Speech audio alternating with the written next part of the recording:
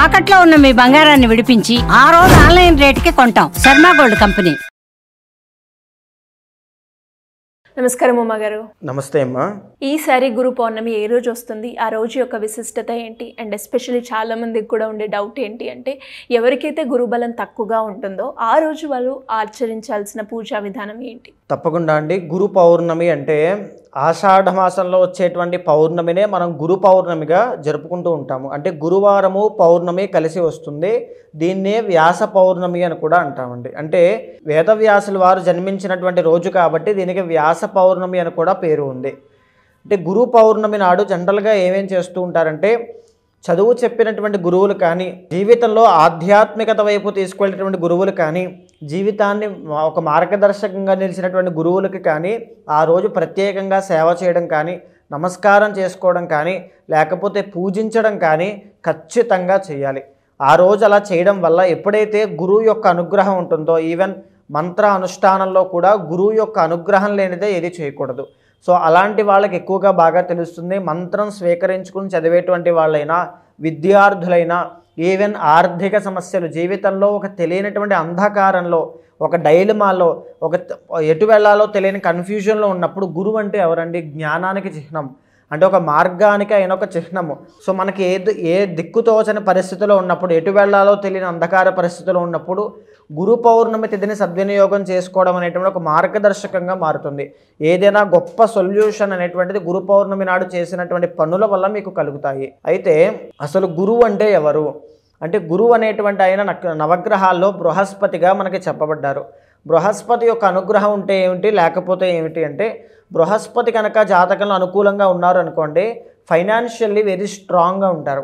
10 మందికి దిశానిర్దేశం చేసేటువంటి వాళ్ళగా, ఒక కమాండింగ్ పవర్ ఉన్నటువంటి వాళ్ళగా, ఇంకా చెప్పాలంటే ఒక బంగారు ఆభరణాలు ధరించగలిగేటువంటి ధనయోగాలు ఉన్న వాళ్ళగా, గొప్ప పేరు ప్రఖ్యాతలు, గౌరవ మర్యాదలు, హోదా, పరపతి, పేరు ఇవన్నీ కూడా గురుబలం ఉంటేనే లభిస్తాయి.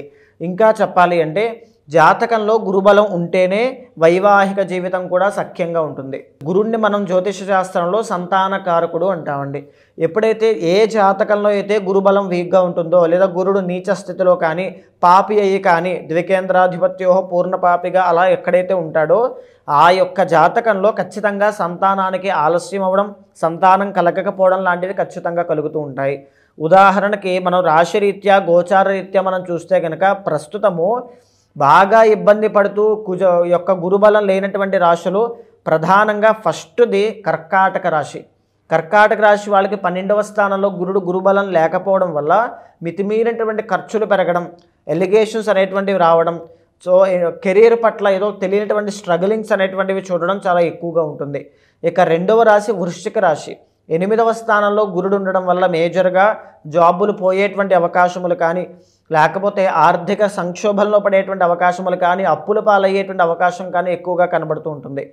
తరువాత అలాగే మకర రాశి వాళ్ళకి ఏలినాటి శని వెళ్ళిపోయింది కదా అనేటువంటి ఆలోచనతో ప్రశాంతంగా ఉన్నటువంటి వాళ్ళకి గురుబలం తగ్గడం వల్ల ఆర్థిక ఇబ్బందులు, ఎస్పెషల్లీ ఉద్యోగం చేసే వాళ్ళకి ఉద్యోగ విషయంలో ఇబ్బందులు ఖచ్చితంగా వాళ్ళు చూస్తున్నారు ఈ 3 రాశుల వాళ్ళు. ఇదే కాకుండా మీనరాశి వాళ్ళకి గురుబలం లేదు, మేషరాశి వాళ్ళకి గురుబలం లేదు. ఇలాంటి వాళ్ళందరికీ కూడా మేజర్గా నేను చెప్పినటువంటి ఫస్ట్ 3 రాశులు, మకర రాశి, వృశ్చిక రాశి, కర్కాటక రాశి, జాబ్ పరంగా ఎటువంటి చేంజెస్ కూడా చేయొద్దు. సో ఇక్కడ ఏంటి అంటే, ఇదే కాకుండా జాతకంలో పర్సనల్ చార్ట్లో కూడా గురుబలం పెరగాలి అన్నా, గురుదోషం ఏవైనా ఉన్నా సరే ఆయన యొక్క బలాన్ని పెంచుకోవడానికి అద్భుతమైనటువంటి రోజు గురు పౌర్ణమి. అంటే ఆ రోజు చేయాల్సిన పూజలు ఏంటి? ఏమైనా పూజలు చేయాలా, లేదంటే వ్రతం చేయాలంటారా? ఏం చేయాలి? తప్పకుండా అండి.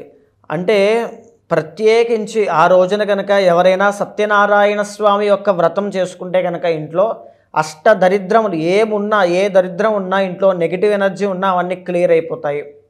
ఇక 2వది ఎస్పెషల్లీ మనము బృహస్పతి యొక్క బలం పెరగాలి, మన యొక్క పేరు పెరగాలి, మన ఆదాయం పెరగాలనుకునేటువంటి వాళ్ళైతే శ్రీ రుద్ర హోమము అనేటువంటిది చేయించాలి. అంటే చండీ సహిత రుద్ర హోమము. దీనివల్ల ఏంటి అంటే గురుడికి అధిపతి శివుడు అండి, పరమేశ్వరుడు. రుద్రము ఎప్పుడైతే మనం చెప్పి హోమపూర్వకంగా చేస్తామో గురుబలం పెరుగుతుంది.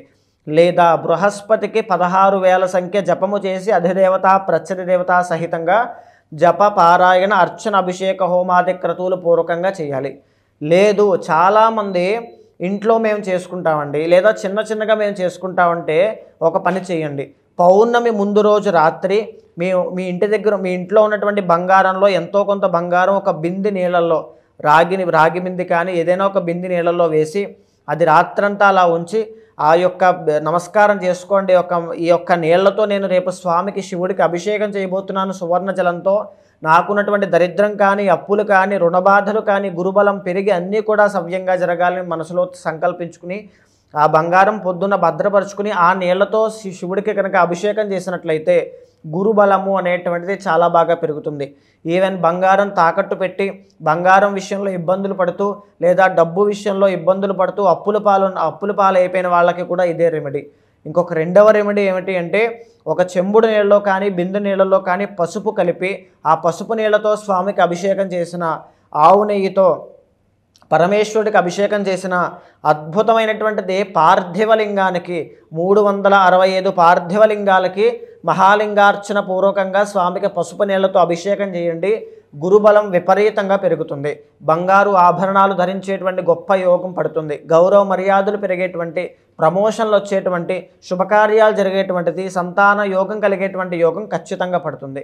మరి ఈరోజు ఎవరైనా కూడా గురు పౌర్ణమి సందర్భంగా ఇంట్లో నుంచే మంత్రజపం చేసుకోవాలి అంటే ఏదైతే బాగుంటుందంట? తప్పకుండా అమ్మ. సో ఇంట్లో ఎవరైనా వెళ్ళలేనటువంటి వాళ్ళు, ఆరోగ్య పరిస్థితి బాగాలేనటువంటి వాళ్ళు, ఏదైనా ఒక హార్ట్ ట్రబుల్స్ ఉన్న వాళ్ళకి కూడా గురుడే అధిపతి కాబట్టి తప్పకుండా మీరు పైన చేసిన రెమెడీస్ అన్నీ చేసినా ఇది కూడా తప్పకుండా మంత్రజపాన్ని చదవండి. సో ఇప్పుడు నేను చదువుతూ ఉంటాను, అది మీరు సేవ్ చేసుకొని ఖచ్చితంగా దాన్ని రిపీటెడ్గా 108 సార్లు జపం చేయండి. ఓం దేవానాంచ ఋషీణాంచ గురుం కాంచన సన్నిభం బుద్ధిమంతం త్రిలోకేశం తం నమామి బృహస్పతిం. ఇది 108 సార్లు ఎవరైతే చదువుతారో గురుబలం ఖచ్చితంగా పెరుగుతుంది. 108 సార్లు చదవలేనటువంటి వాళ్ళు 16 సార్లైనా ఖచ్చితంగా చదవాలి. ఈవెన్ వీలైతే కనుక గురువారం నాడు కేజింపావు శనగలు దానంగా ఇచ్చిన, కుక్కలకి ఆహారం పెట్టినా గురుబలం విపరీతంగా పెరుగుతుంది. ఖచ్చితంగా చేయండి. థ్యాంక్ యూ ఉమా గారు. Thank you so much. నమస్తే అమ్మా.